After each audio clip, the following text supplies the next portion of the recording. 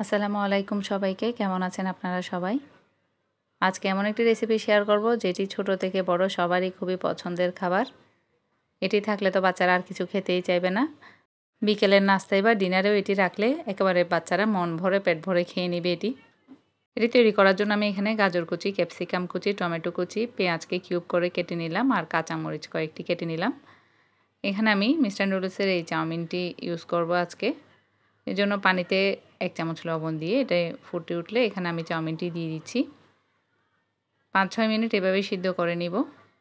ভালো করে সিদ্ধ হয়ে গেলে আমি এটিকে একটি স্ট্রেনারে নিয়ে ভালো করে ঠান্ডা পানি দিয়ে ধুয়ে নিব।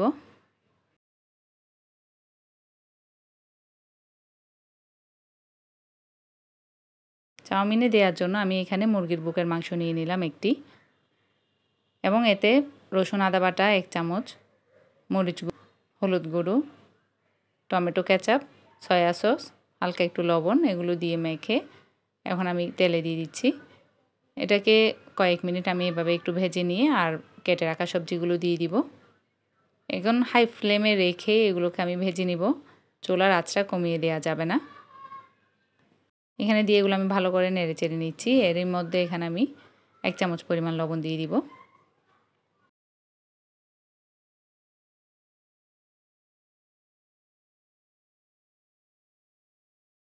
এক চামচ পরিমাণ সয়া সস দিয়ে এটাকে ভালো করে নেড়ে নিচ্ছি।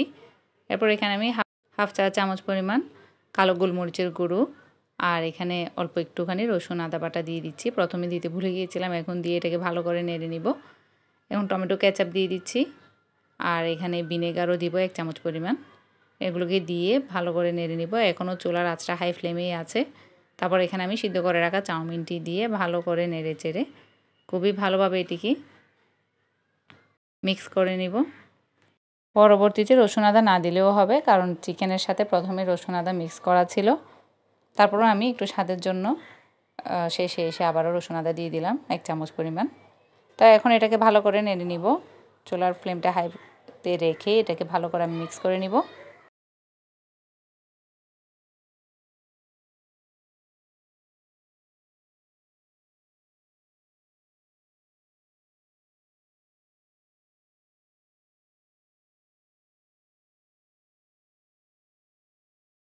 কালারটাও দেখতে এত সুন্দর লাগছে, খুবই কালারফুল লাগছে দেখতে, যেহেতু সমস্ত সবজি সব কিছু দেওয়া আছে এখানে, ক্যাপসিকাম, গাজর, টমেটো, পেঁয়াজ, তাই এটি দেখতেও খুবই সুন্দর লাগছে আর খেতেও খুবই মজার হয়েছিল।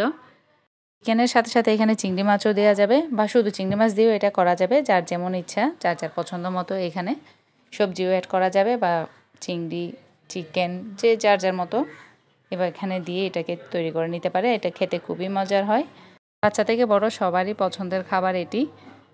আজকের ভিডিওটি ভালো লাগলে অবশ্যই একটি লাইক করে দিবেন এবং কমেন্টে জানাবেন কেমন লেগেছে। আজকের জন্য এই পর্যন্তই। আল্লাহ হাফেজ।